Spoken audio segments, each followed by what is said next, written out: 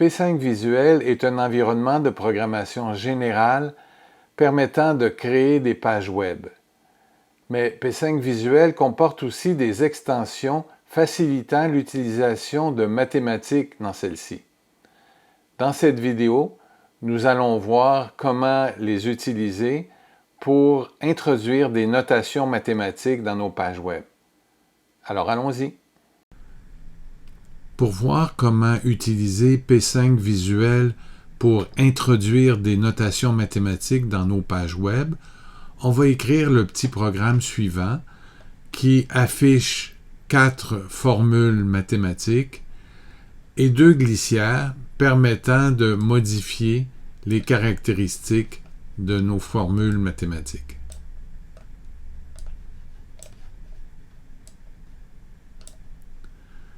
Alors, voyons comment procéder en commençant par cette formule-ci.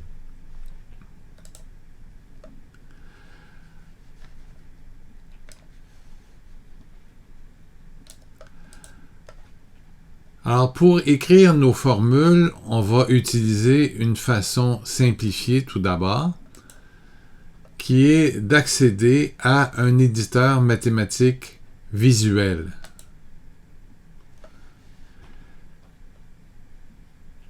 Alors, cet éditeur mathématique-là va nous permettre de composer nos formules en utilisant des menus. Alors, par exemple, si je veux faire ma première formule, celle-ci, je vais commencer par utiliser une forme de fraction. Alors, pour ça, je vais dans ces menus-ci, et je choisis fraction. Et ce qui va se produire, c'est qu'on va avoir le code de la formule qui va s'afficher ici. Et ici, on va avoir le rendu. Alors, par exemple, notre dénominateur, c'est 2A. Alors, je vais taper 2A dans la deuxième paire de parenthèses, et on voit que le dénominateur apparaît ici. Alors, je vais faire mon numérateur. Alors, c'est moins B. Plus ou moins. Alors, plus ou moins, c'est un symbole spécial qu'on retrouve ici. La racine carrée, mais la racine carrée, c'est une forme spéciale qu'on trouve ici. Racine carrée de B2 moins 4AC. Alors, B2, ça va être une forme qu'on va trouver ici sous la forme de X exposant quelque chose. Mais même si on va mettre l'exposant tout de suite, mais on va remplacer le X par B. Donc, B2 moins 4AC. Alors, on a notre expression ici. Et c'est cette forme-là, une forme textuelle, qu'on va utiliser dans P5 Visuel. Alors, je copie cette forme-là. Je m'en vais dans P5 Visuel. Et là, je vais mettre ma formule, disons, dans un paragraphe. Alors, je vais créer un paragraphe. Et je vais mettre non pas ma formule directement, mais le code mathématique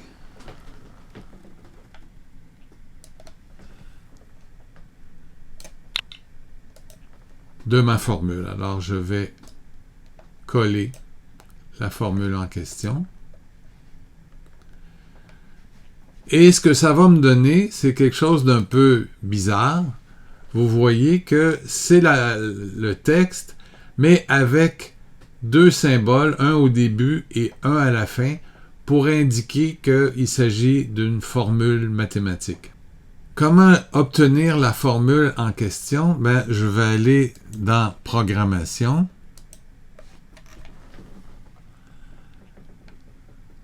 et je vais demander de finaliser les expressions mathématiques. Alors, je fais ça et j'obtiens ma formule. On peut se demander pourquoi il faut procéder en deux temps. D'abord, d'indiquer le code de notre formule et ensuite de demander de finaliser ce code-là. Je vais recharger la page. Alors, vous voyez qu'il y a un petit clignotement qui indique qu'il y a un logiciel qui travaille à rendre nos formules. Ce logiciel-là, c'est un logiciel qui s'appelle MathJax et que j'ai utilisé pour créer P5 Visuel. Alors, si on n'a qu'une seule formule mathématique, on peut mettre ce bloc finaliser des expressions mathématiques tout de suite après code math et ça va fonctionner, mais imaginez qu'on ait 25 expressions mathématiques. On ne voudrait pas mettre 25 blocs finaliser des expressions mathématiques de façon à avoir 25 clignotements. Alors, ce qu'on va faire plutôt, c'est on va utiliser code math pour nos 25 expressions mathématiques et un seul bloc finaliser les expressions mathématiques à la fin.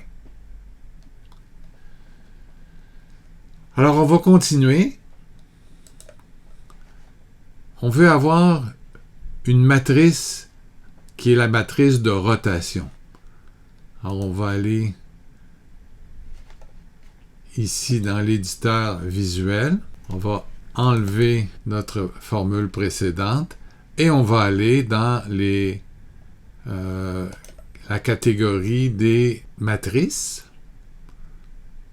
Alors, voyez-vous, on a donc un modèle général qu'on peut modifier comme on veut. Alors ici, par exemple, je vais avoir cosinus de θ. Alors, pour avoir θ, je vais aller dans mes symboles spéciaux. θ.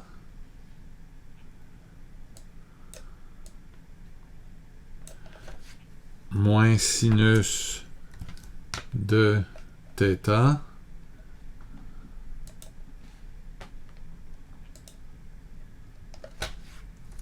Sinus de θ.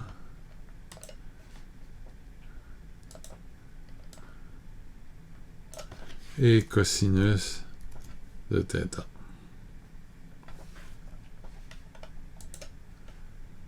Donc, je vais copier ça.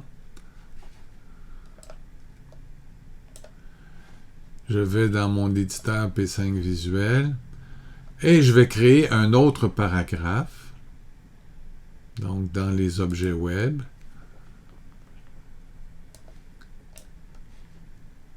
Qui va contenir code math. Alors, encore une fois, je vais aller chercher ici code math de la formule en question. Et voyez-vous, si je mets ça avant finaliser les expressions mathématiques, ces deux expressions mathématiques vont être finalisées à l'aide d'un seul appel à ce bloc. Et je vais obtenir ceci. Remarquez que au départ, quand on débute avec les notations mathématiques, on peut utiliser le Visual Math Editor, mais on va constater, quand on l'utilise souvent, qu'il y a des choses qui arrivent souvent, comme par exemple, pour faire des matrices comme ça, chaque ligne est inclus dans des parenthèses qui sont séparées par des virgules, et puis le tout est inclus dans une parenthèse globale. Alors, de cette façon-là, on va pouvoir, avec l'expérience, se passer de notre éditeur visuel.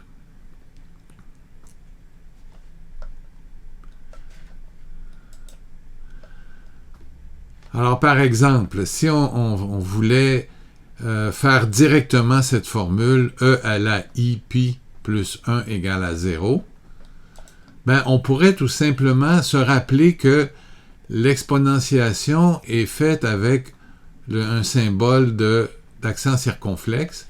Donc, on pourrait prendre ça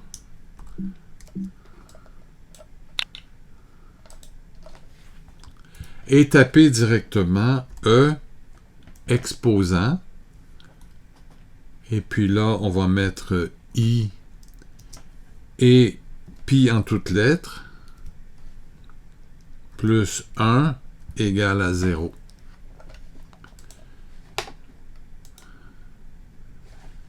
Et on obtient notre troisième formule. Pour la quatrième formule, je vais utiliser notre éditeur visuel encore, donc l'intégrale de 0 à pi de sinus de x dx.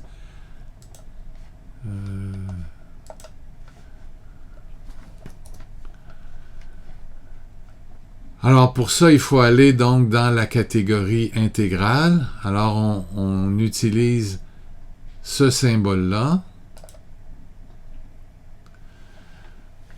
Alors, on voit que cette fois-ci, on utilise des accolades. Alors, ici, on a deux accolades pour indiquer les bornes. Alors, on a dit de 0 à pi. Alors, je pourrais aller chercher pi ici, ou je pourrais aller taper directement pi si je suis au courant. Et on veut intégrer sinus de x. Donc, on tape sinus de x. Et voilà. Alors, donc, on pourrait utiliser deux stratégies ici.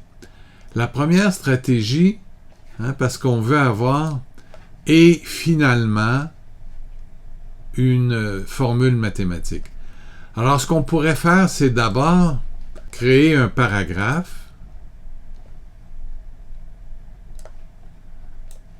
qui va contenir un texte en deux parties. La première partie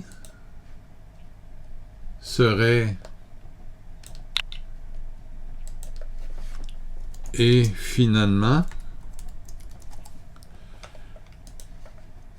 Et la deuxième partie, ça serait donc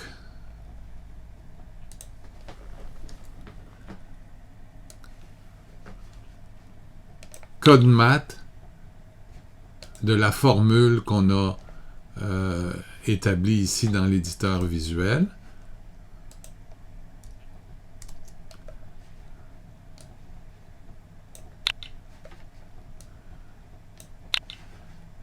Et on obtiendrait ceci. On pourrait aussi chercher à écrire le « et finalement » directement dans l'éditeur visuel. Alors, on va voir aussi comment on pourrait procéder. Alors, si je mets « et finalement », je vais avoir quelque chose que je ne veux pas. Le et apparaît, mais finalement, c'est vraiment incompréhensible. Alors, pour indiquer dans l'éditeur visuel qu'on veut que ça soit littéral, ben, on va mettre ça entre guillemets.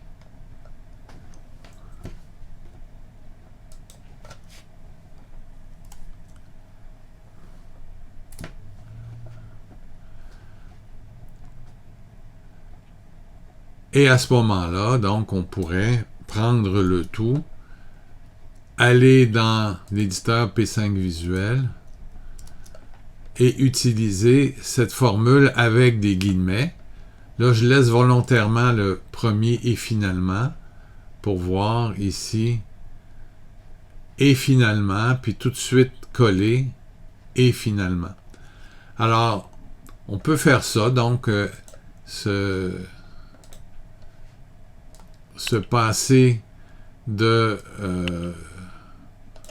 ce bloc de texte pour simplement ajouter et finalement. Alors ici, on a donc nos 4 formules mathématiques.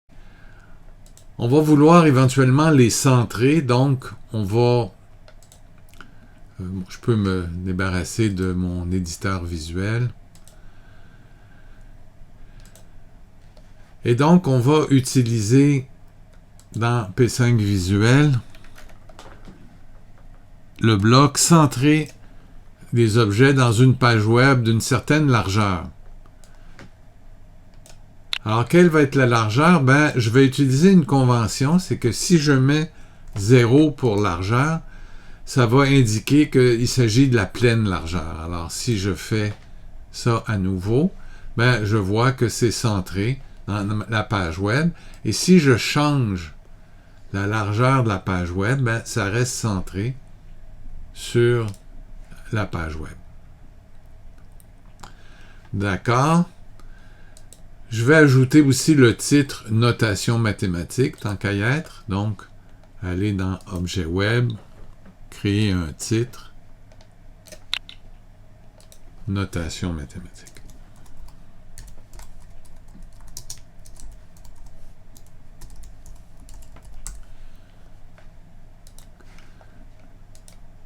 Voilà.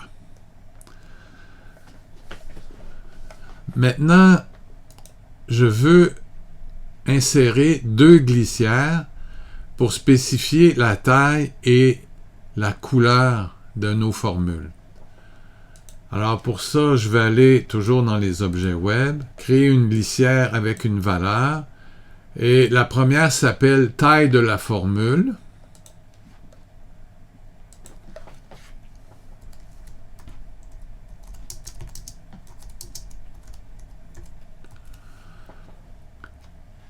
Et cette taille-là, si je me rappelle bien, ça va de 6 à 128. OK. Donc, le minimum serait de 6, le maximum de 128. La valeur initiale, disons 12, et ça fonctionne par pas de 1. Et puis, on va faire aussi une glissière couleur qui va de 0 à 255. Donc, on peut copier-coller ici en changeant couleur de 0 à 255 par pas de 1 toujours, et la valeur initiale, c'est 0. Et ça, je vais mettre ça entre le titre et mes formules. Alors, j'obtiens quelque chose qui ressemble à ça. Je ne veux pas que mes glissières soient sur la même ligne, donc je vais insérer un saut de ligne. Je vais dans les objets web et je demande d'insérer un saut de ligne entre mes glissières. Voilà. Parfait. Alors, en apparence, j'ai obtenu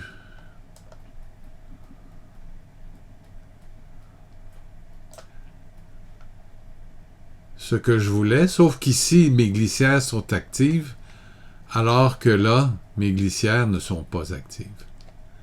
Alors pour ça, donc, il faut activer le tout.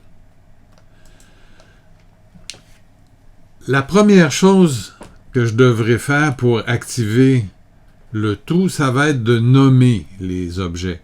Alors, par exemple, ma glissière taille de la formule, ben, je vais créer une variable, taille, et puis je vais m'en servir pour nommer la glissière en question.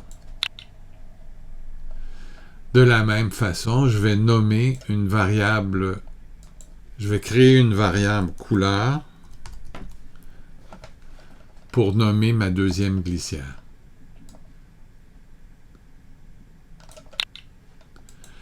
Et je vais nommer mes 4 paragraphes. Et puis là, donc, je vais utiliser ceci pour dire que quand la valeur de la glissière change, ben, il faut changer la taille. Alors, pour ça, je vais utiliser action en boucle parce que je veux que ça se produit tout le temps, c'est-à-dire que à chaque fois que j'ai un changement, que ce soit dans la taille ou dans la couleur, ben, que j'ai un changement de mes 4 formules. Alors pour faire ça, je vais utiliser un bloc de propriété pour l'objet. Alors disons pour l'objet para1. Alors disons le style taille caractère.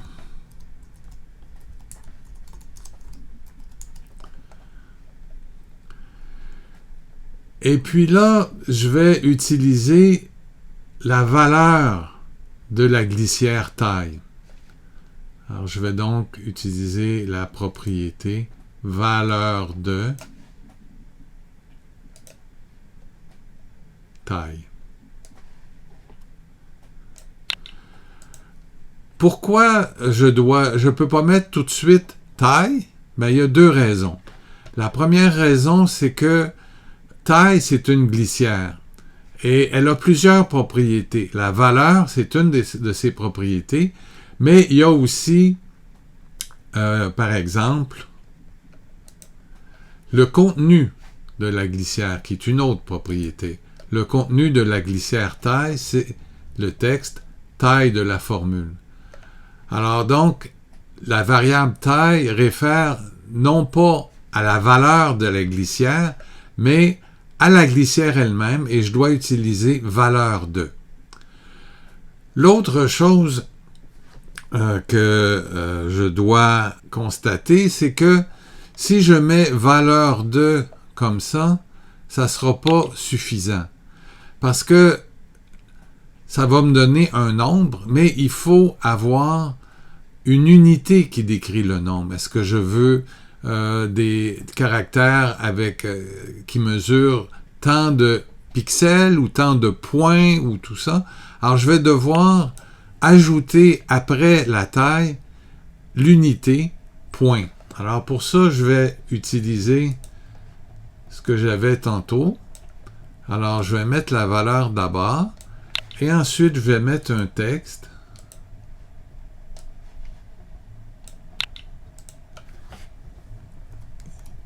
Point. Et pour que ça soit plus compact, je vais demander que mes entrées soient en ligne.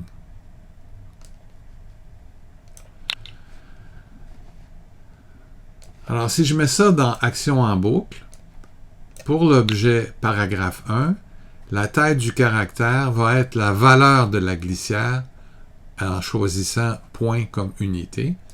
Alors, regardons ce que ça donne. Alors, vous voyez que ça fonctionne pour la première formule. Parfait.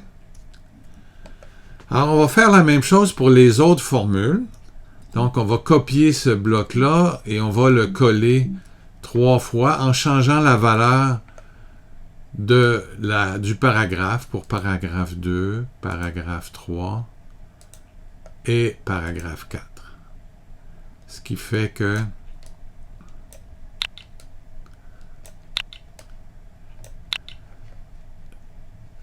cette instruction-là de changer la taille du caractère va s'appliquer aux 4 paragraphes, comme on peut le voir maintenant.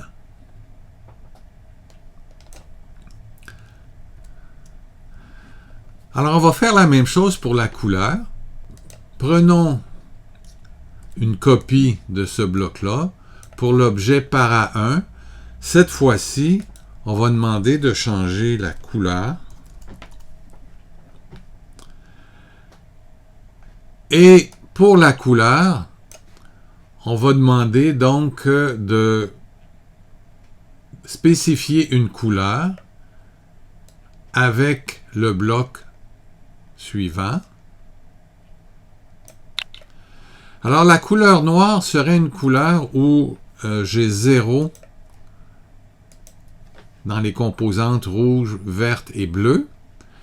Et l'opacité, je vais la laisser maximale. Mais ce que j'aimerais, c'est changer le bleu selon la valeur de la glissière couleur. Donc, la valeur de couleur.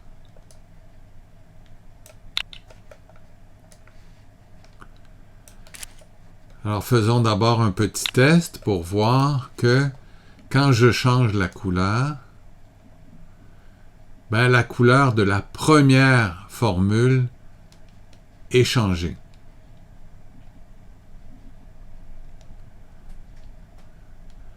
Bien. Alors, on va donc faire ceci pour les 3 autres formules. On va copier puis coller à répétition pour changer l'objet sur lequel le bloc s'applique.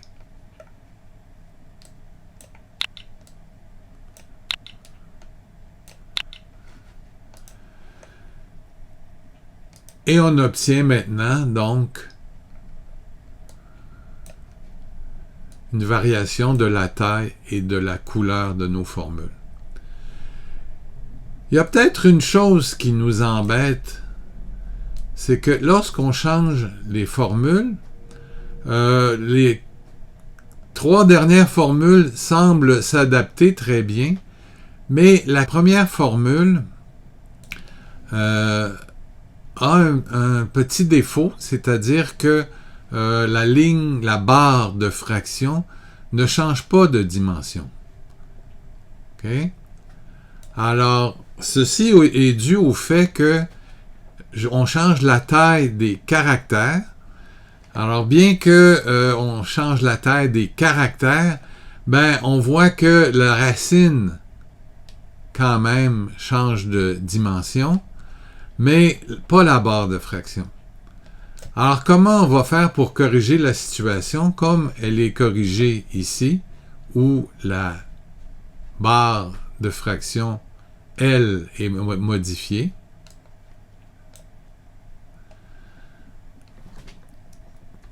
Ben, ce qu'il va falloir faire, c'est de demander de remettre dans le paragraphe 1 ce code math-là.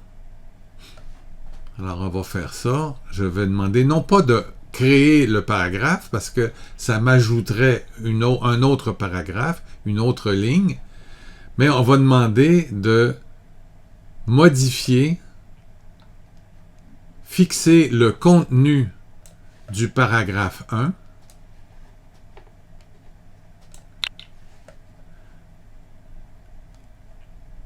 à code math de la description de la formule. Et ensuite,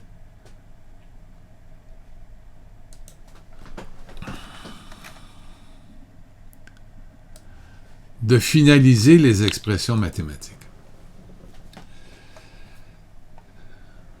Si on essaie de mettre ça à la fin de action en boucle, ça ne fonctionnera pas.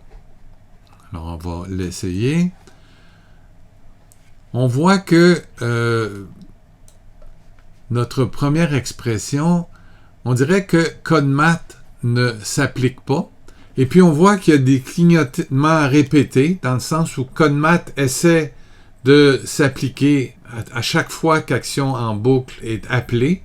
Mais en même temps, action en boucle ne donne pas suffisamment de temps à code math pour s'appliquer. Alors, c'est pas dans action en boucle qu'il va falloir finaliser les expressions mathématiques, parce que finaliser l'expression mathématique prend plus de temps que action en boucle n'alloue. Alors, ce qu'on va faire, c'est on va demander que lorsqu'on utilise la glissière, et seulement lorsqu'on l'utilise, et non pas régulièrement à chaque 60e de seconde, mais seulement quand on utilise la glissière taille, on va effectuer ces 2 instructions-là. Donc, comment on va faire ça? Ben, dans la propriété, ici, on a si l'état change. Alors, si l'état de quoi? Ben, on regarde. C'est l'état de l'objet, qui peut être une glissière. Si l'état de l'objet change, alors de l'objet taille,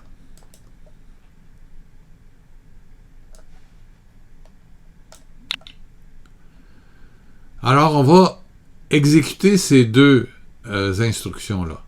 Mais là, on voit qu'on ne peut pas mettre les deux instructions ici. Il va falloir créer une fonction.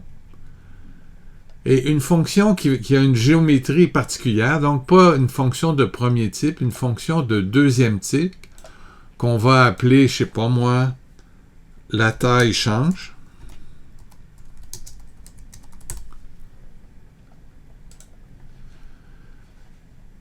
Alors, si l'état de taille change, faire la taille change. Alors, ça, on va mettre ça dans action initiale pour dire que, en général, si l'état de la glissière taille change, faire la taille change. Et la taille change, ben, ça va tout simplement exécuter ces deux blocs-là. Alors, essayons de voir à quoi ça ressemble. Alors, si on déplace le curseur sur la glissière taille, il ne se passe rien. Mais dès qu'on relâche le curseur, ben là, l'état de la glissière a changé. Hein? Et puis, la formule est à nouveau rafraîchie par finaliser les expressions mathématiques. J'aimerais vous parler d'un dernier cas où on va utiliser des expressions mathématiques, mais pour ça, je devrais changer de programme. On va utiliser un programme qui résout des équations du second degré. Ça fonctionne comme suit. L'utilisateur donne les valeurs des paramètres A, B, C et clique sur « Résoudre ». Et le programme affiche les solutions qui intègrent les valeurs des paramètres qui ont été donnés par l'utilisateur. Alors, voyons comment ça se passe en regardant, par exemple, cette expression-là. Alors, si on veut obtenir cette expression-là, il va falloir partir d'une expression générale et cette expression générale-là est codée par un certain texte et il va falloir remplacer certaines occurrences des variables par des expressions.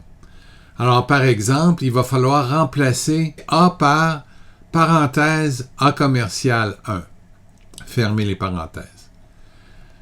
Mais il ne faudra pas remplacer cette expression-là. Pourquoi? Ben parce que ces expressions A commercial quelque chose vont être le signe qu'il va falloir faire une substitution dans notre programme. Et on met des parenthèses pour éviter les ambiguïtés. Alors, par exemple, si on regarde 4AC et si A vaut 1 et C vaut 2, ben on ne voudrait pas que les substitutions nous donnent 412 ou 412, mais on voudrait que les substitutions nous donnent 4 fois 1 fois 2, d'où l'utilisation de parenthèses. Finalement, on va se retrouver avec le code suivant, et ce code-là va être utilisé dans notre programme comme suit.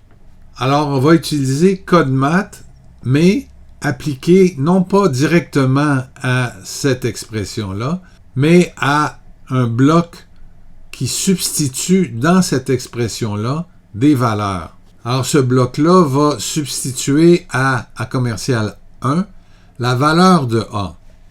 Donc, la première expression A commercial 1, le premier élément de la liste. Si le premier élément s'appelait W, ben ça serait la valeur de W qui serait substituée.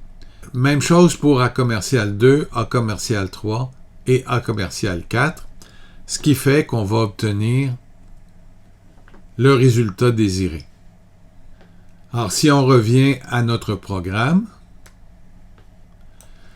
ben, on retrouve ces expressions-là, ces blocs-là, pour solution 1, même chose pour solution 2, pour le cas où il y a une seule solution, et même pour le calcul du discriminant.